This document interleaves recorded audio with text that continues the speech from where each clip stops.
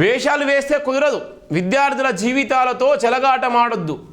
మీ వెనుక ఏ రాజకీయ పార్టీలు ఉన్నాయో తెలుసు. మూతపడిన కాలేజీలకు వాళ్ళు నాయకులు పర్మిషన్ అడిగారు, ఇవ్వనందుకు అలా గవర్నమెంట్ బ్లాక్మెయిల్ ఇస్తున్నారు.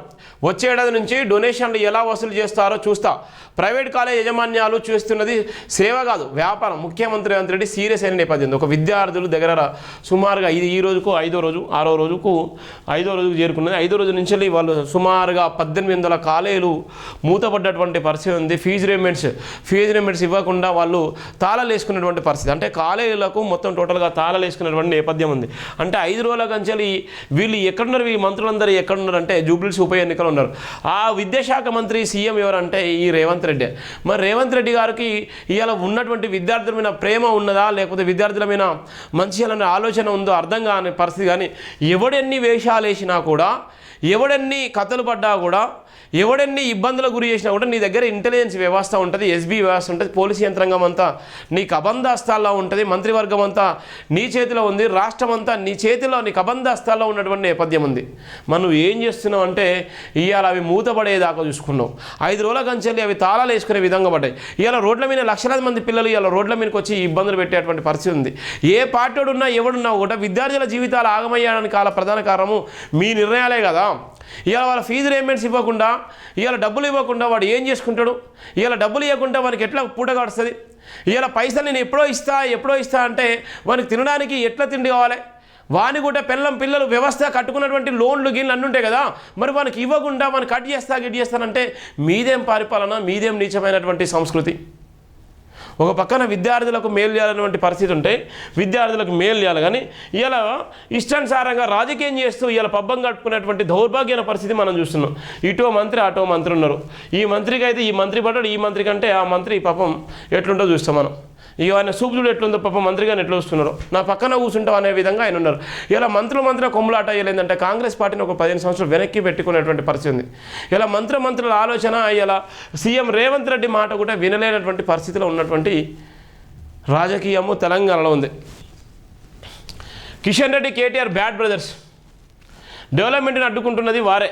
కేటీఆర్ ఓ సొంబరుడు, బీఆర్ఎస్ని హరీష్ రావు సాధ్వనం చేసుకునేందుకు మరో స్టెప్ మాత్రం మిగిలింది. ఇందులో భాగంగానే కవిత సహా అందరిని బయటికి పంపారు.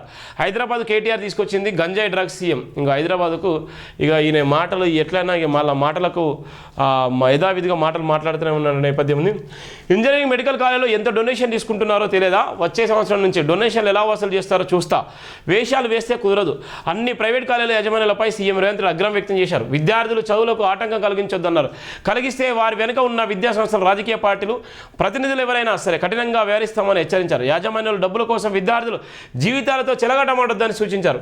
నిధుల విషయంలో అన్నింటినీ సమానం చేసుకోవాల్సిన ఉందని ప్రైవేట్ కాలేజీలో ఒకటే లేవన్నారు. శుక్రవారం జూబ్లీస్లో మంత్రులు పొన్నం ప్రభాకర్, అబ్దుల్ లక్ష్మణ్, అజారుద్దీన్, ఎంపీ అనిల్ కుమార్ యాదవ్తో కలిసి మీడియాతో మాట్లాడారు. విద్యా సంస్థల యజమానుల వెనుక ఏ రాజకీయ పార్టీలు ఉన్నాయో తెలుసుకోలేనంత నిద్ర వ్యవస్థలో తాము లేవన్నారు. ప్రభుత్వాన్ని బ్లాక్మెయిల్ చేస్తున్నారా అని ప్రైవేట్ కాలేజీల యజమానులపై ఫైర్ అయ్యారు. ప్రభుత్వం వద్ద వేతనాలు, అప్పులు, వడ్డీలకు మిగిలేవి 5,000 కోట్లని, వీటితో అన్నిటినీ సర్దుబాటు చేయాల్సి ఉంటుందని స్పష్టం చేశారు. కాలేజ్ యజమాన్యాలు మందకృష్ణ మాదిగా ఆర్ కృష్ణ రాష్ట్ర ఖజానా అప్పగిస్తామని, వారు అన్నిటికీ చెల్లింపులు చేయాలని సూచించారు. అన్ని చట్టాలను అమలు చేస్తాం, వచ్చే సంవత్సరం నుంచి అన్ని చట్టాలను అమలు చేస్తామని సీఎం వెల్లడించారు. ఒక్కో కాలేజ్ అడ్డగోలుగా ఫీజులు పెంచుకుంటూ ప్రతిపాదనలు తీసుకొచ్చారని వాటిని చూసి తానే ఆశ్చర్యపోయారన్నారు. విద్యా వ్యాపారం కానీ సేవ మాత్రమే తెలిపారు. విద్యను వ్యాపారంగా చూసి ఏదో చేస్తామంటే కుదరని నేపథ్యం ఉంది. అన్న, మీ దగ్గర ఈ శాఖ ఉంది, మీ దగ్గర విద్యాశాఖ నీ దగ్గర ఉంది. విద్యాశాఖను 2025 నెలల కంచె నీ దగ్గర పెట్టుకున్నాం. విద్యాశాఖకు మంత్రి లేడు. విద్యాశాఖలో ఉన్నటువంటి నేపథ్యం ఎక్కడ లేదు.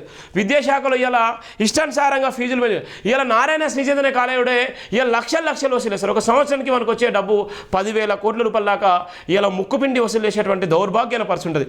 విద్యాశాఖ నీ చేతిలో ఉన్నప్పుడు విద్యాశాఖలో ఉన్నటువంటి అసమానతలు, విద్యాశాఖలో ఉన్నటువంటి విద్యాకు చట్టాన్ని ఎంతవరకు ఇంప్లిమెంటేషన్ చేస్తున్నారు? రాష్ట్ర ప్రభుత్వం ఏం చేస్తుంది? రాష్ట్ర ప్రభుత్వానికి కావాల్సినటువంటి విద్యాకు ఎంతవరకు ఇంప్లిమెంటేషన్ చేస్తారు? దాంట్లో 30%, 40%, 50% ఏ పేద విద్యార్థులకు ఇస్తున్నారు, ఏ రిజర్వేషన్ కోటా కింద ఇస్తున్నారు అనేది ఇప్పటి వరకు నీ దగ్గర డాటా లేదు. ఇష్టానుసారంగా వేం నరేంద్ర రెడ్డి పెట్టుకొని ఇష్టానుసారంగా యూనివర్సిటీల మూకుమ్మడిగా దోసుకునేటువంటి దౌర్భాగ్యాన్ని పరిస్థితి ఉన్నారు. ఇలా ఇష్టానుసారంగా చేసుకునేటువంటి పరిస్థితి ఉంది. అందుకోసమే ఇలా ప్రైవేట్ కాలేజీలు కూడా మీ మాట వినలేనటువంటి పరిస్థితి ఉంది. ఒక పక్కన విద్యాకు చట్టం అమలు లేరు, ఒక పక్కన సెక్రటరీలు IAS IPSలు పనిచేయలేకపోతున్నారు. ఎవడు చెప్పుకుంటారు? ఇలా చీమ చిటుకుమంటే తెలిసిపోయేటువంటి పరిస్థితి ఉంటే మీకు ఏమైపోయింది అలా? మీకు అంత నాలెడ్జ్ ఉన్నప్పుడు మరి మూతపడుతున్నటువంటి పరిస్థితి, లాగులేస్తున్నటువంటి పరిస్థితి, తాళలేసేటువంటి పరిస్థితి, రోడ్ల మీదకి వచ్చేటువంటి పరిస్థితి మీకు ముందుగా తెలియదా? 5 రోజుల కంచెల విద్యార్థులు ఏం కావాలి? ఎంత దౌర్భాగ్యమైన పరిస్థితి.